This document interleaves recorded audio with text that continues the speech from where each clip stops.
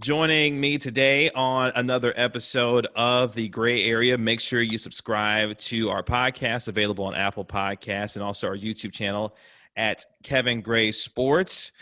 He is an NBA writer for The Ringer, and like me, a fellow Dallas Cowboys fan, although he may be giving up on it here soon, the way that they're playing this year. Jonathan Tjarks joining me right here on The Gray Area. Jonathan, what's going on, man? How are you?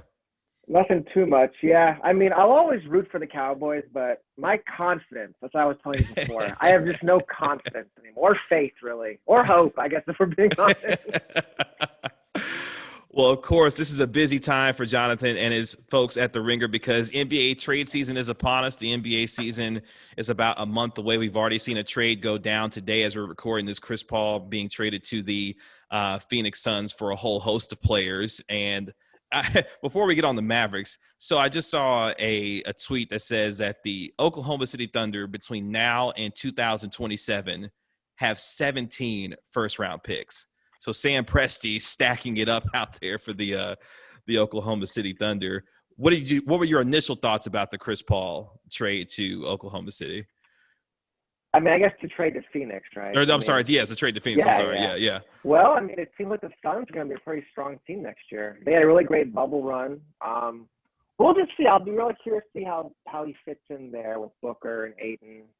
Chris Paul seems to come in strong, but maybe not leave as well. He's made a lot of moves recently in the last few years. But they're going to be a solid team for sure. That's a really good basketball team. They don't even really have a lot of pieces they need. And they still have a bunch of cap room and a top 10 pick in this year's draft. So it's going to be definitely an exciting young team, the Suns. Of course, the Suns won all 8 of their games in the NBA bubble. Monty Williams, one of the best young coaches in the NBA, longtime NBA assistant, doing some things out there in Phoenix. As we turn our attention to the Dallas Mavericks, a season for them last year going 43-32, Luka Doncic emerges as an MVP candidate, first team All-NBA. Your overall assessment of the Mavs and their future as they enter into this NBA draft with the 18th and 31st pick and have a couple of decisions to make in free agency with guys like Tim Hardaway Jr., Willie Cauley-Stein. What is your overall assessment of the Mavericks going into this upcoming season? Well, I mean, I think you have the most important thing in basketball, right? You have your MVP candidate. You have a top guys, first team All-NBA in his second season. That's pretty incredible. I mean, Luka's lived up to every bit of expectation we've had and some. So, I mean, that's very encouraging, very promising. Good, a strong year. But it does feel like this year and next year is going to kind of define the decisions they make going forward will kind of define this whole era of the Mavs. While Luka's on his rookie deal, what kind of moves can you make? Now, what I'm really curious to see is, like, with Luka, will he want to play like James Harden or will he want to share the ball? I think that's really the pressure point of everything is, how much does he want to share the ball or how much does he just want to stack his numbers? A guy who had one of the highest usage rates last year in the NBA did Luka Doncic a la like James Harden. Of course, rumors are flying and swirling that James Harden is asking out of Houston and wanted to go to Brooklyn. When you think about Kristaps Porzingis, along with Luka Doncic in this basketball team, obviously has had an injury history with a torn ACL, dealing with a torn meniscus, trying to come back from that by the time we get to the season, maybe in January. Is he a guy that you can see that can be a long-term fit for the Mavericks, given his injury history and how good he was when he was on the floor with Luka Doncic last season? It's really tough. It's sad because he fits so well. Like we were just saying, like Kristaps is the perfect star for Luka because he doesn't need the ball very much. He's a little older. He seems a little more mature. The guys seem to really respect him. He's great in the locker room. I mean, everything says these two guys are going to fit perfectly together for a long time. But then there's the injury history. And I don't know. It's hard to be too encouraged given his history already. I believe he's 24. He's never had a full season of games played. He's never ended the year healthy. He hurt his knee kind of randomly in the playoffs. No one even knows what happened, right? Like, there was never one like play where he got hurt. He just like all of a sudden, like, yeah, he tore his meniscus. 7'3" guy, that kind of injury history, it's frightening. But I don't know. I mean, there's not much else to be done but hope he can stay healthy. Yeah, of course, he tore that meniscus during the first round of the playoffs in the bubble against the Los Angeles Clippers in this past year's season. What did you think of the Mavericks showing in the playoffs against the Clippers when they went down in 6 games? Luka Doncic, of course, hits a buzzer beater in that series to help them win a game. What did you think about the Mavericks and their progress, given what you saw from them in that series against the Clippers? Well, I mean, I think you saw the biggest hole on the team, right? You saw wing defense. And if you look at the NBA now, you're probably going to have, like, there's Kawhi Leonard, LeBron James, Giannis, all these guys. Like, wing defense is the thing they need more than anything. And I think, but also secondarily, I think the underrated storyline from that series was the rise of Trey Burke. And I don't know if Trey Burke is like a long-term answer or anything, but giving the Mavs that second playmaker, a second guy who gets into the lane, kind of attacks the defense. Because before he kind of got there, so he was the guy everyone wanted Dennis Smith to be. Like, that was the idea of bringing Luka and Dennis, was have a second playmaker, guy who gets the rim, pressure the defense, makes the next pass. That didn't work, obviously. Right. And it's like, and that's the thing with the Mavs, is like, how do you find that second playmaker who can also guard, because Luka doesn't really guard, but also fits in with Luka. And I think we're seeing in the NBA, that's the hardest part to figure out, is the psychology of it all. Is how do you balance everyone's kind of need for the ball and ego, right? Because Dennis wanted to be a ball dominant player, so he had to go.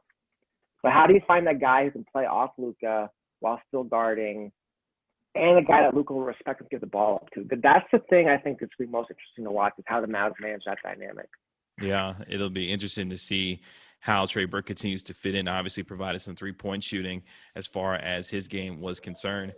As you look at this team going forward in the NBA draft, they have the 18th overall selection on Wednesday. Where do you see this team potentially looking at in terms of drafting at that particular position if they decide to stay at the 18th slot there? That's the question, right? The Mavs seem like they're being very aggressive. They've always been an aggressive team. Nothing that values the draft very highly for the most part. My guess would be you're more likely to see them. I think they have 31, right? Mm-hmm. Is that right? Mm-hmm. I could see them drafting a senior at 31 who can help right away and trading the 18th pick. That would not surprise me at all. Yeah. It seems like as you go further into this draft, the guys, in terms of being separated, it's not that much separation between a lot of guys, especially once you get out of the top of the lottery there. Do you think LaMelo Ball does go number 1, or do you think Minnesota moves on and tries to do something with that pick there?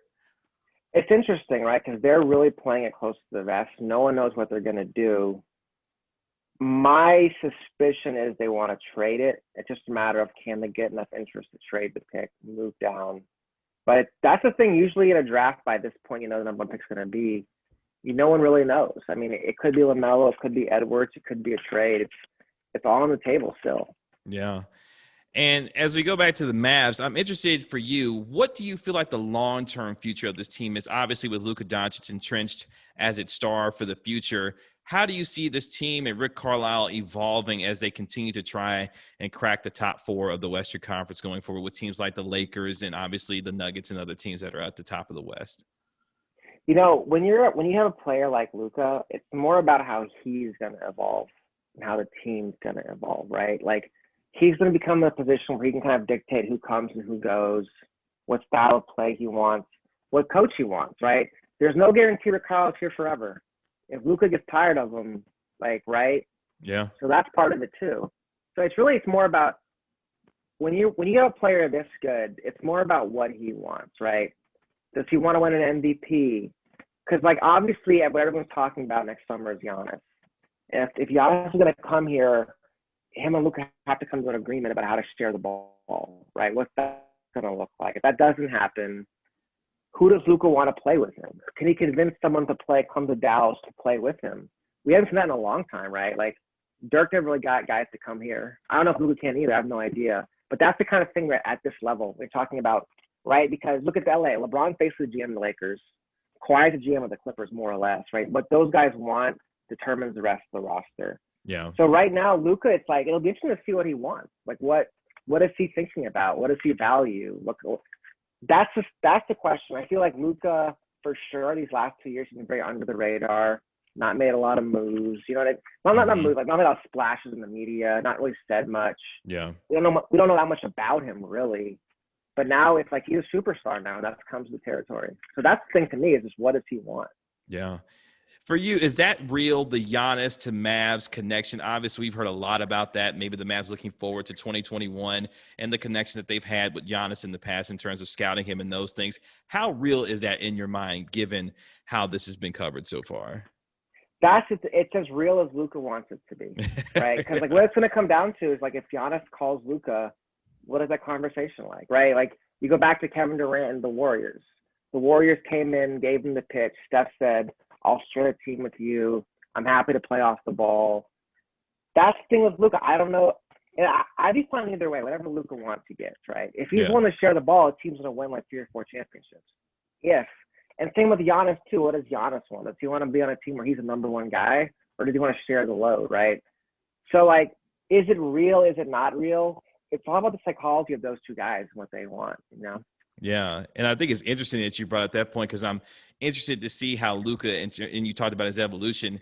Will he become that demonstrative star that says, "Hey, I'm going to be the one to make those calls to these guys to bring them here," like a LeBron, like a Kawhi, who did with obviously with Paul George? Do you think he has that kind of makeup or mindset to be one of those kinds of guys that's going to be calling guys and talking to guys and wanting them to bring them to Dallas? Hard to say. He's so young, you know. LeBron and Kawhi are in their late 20s. Rarely, it seems like rarely do you see European guys do that. It seems to be more of an American mentality, but I don't know. I mean, I wonder if Luka has more of a connection with the European players, maybe. You know, like the Balkan boys. Like, Did you see that in the bubble where they're hanging out, all the guys from the Balkans? That's right. A real thing, like the shared cultural connection. I wouldn't be surprised they could bring in someone like Bogdanovich. I don't know. Yeah. It's someone he kind of relates to. Yeah, I'm interested to see how that continues to develop because obviously he's going to be the focal point around here. As you look forward toward this NBA season, obviously it's coming on December 22nd, and kind of rewinding back to this past season in terms of the NBA bubble. What did you think about the NBA's execution of the bubble and now obviously about to start its new season here within the next month, about how they have handled everything in terms of the pandemic and how they've tried to go about their business still in the middle of this, obviously, this pandemic? It seems to be kind of a reflection of society at large in a sense, right?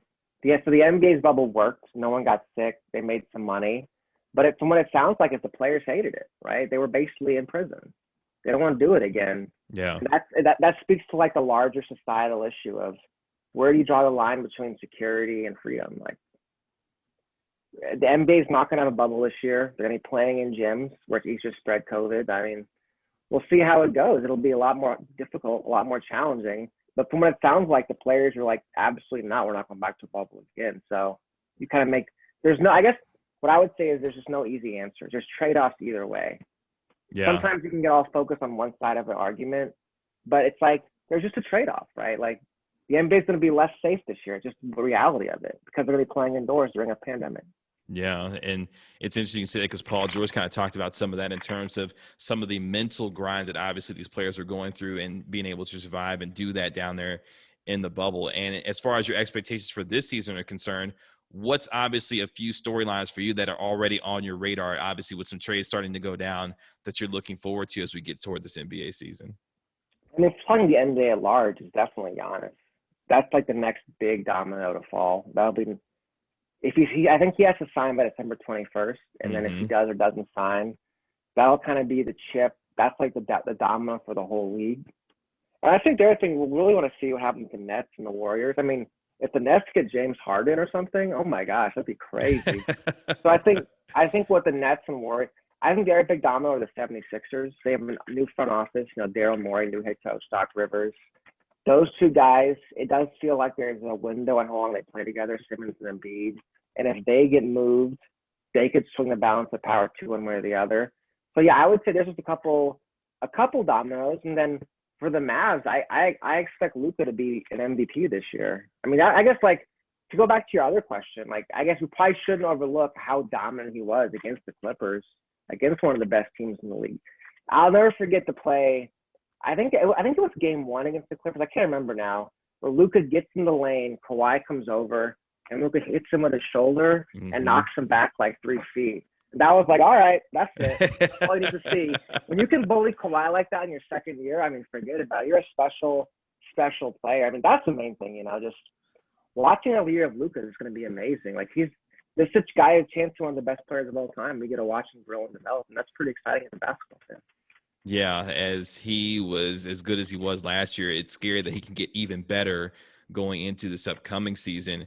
And obviously, with the trade rumors starting to fly, the Chris Paul trade actually going down, what do you think about the overall landscape of the league as it seems like there is a real shift and turnover potentially about to happen with some of the biggest stars in the game as the league continues to evolve? Do you sense that something in the league is shifting in terms of these guys getting desperate, like a Harden and a Westbrook and other guys trying to get these titles as they're, getting up into their years at this point? I'd say they're just getting impatient. Like, I think it does seem like NBA stars have never. Oh, sorry, it's in my hand. NBA stars have never been more impatient, right? Like Harden and Westbrook made all these moves to play together in Houston, and it lasted 1 year. And now they're on somewhere else, and it just feels like the window for teams to win is smaller and smaller. You really can't afford to plan out 5 years in advance. You really got to make moves now. I think you're seeing with the Mavs, there was the initial expectation all the way for Giannis, but now it seems like they're not going to do that. I think that's wise. You just got to go for it every year and just see what happens, because players are not one to wait anymore. They're not trusting their front offices. It's like, let's win right now. If you can't win right now, let's go somewhere else. The NBA has always been a players' league, and it seems like even more so now. The players are in control of their futures and what that looks like and how that goes forward. Before we get you out of here, obviously the Lakers are the defending NBA champions.